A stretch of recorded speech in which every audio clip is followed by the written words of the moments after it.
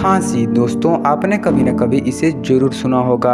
आखिर इस खांसी का इंग्लिश मीनिंग या इसको इंग्लिश में क्या कहते हैं, जान लो, फ्यूचर में ज़रूर काम आएगा। खांसी को इंग्लिश में हम कफ कहते हैं। फॉर एग्जांपल, खांसी एक बीमारी है, कफ इज अ डिसीज। और इसी तरह आपको अपनी इंग्लिश को इम्प्रूव करते हुए बुखार, इसको इंग्लिश में क्या कहते हैं ये जानना है तो इस वीडियो पे क्लिक कीजिए, और पता है तो कमेंट कीजिए। Thanks for watching.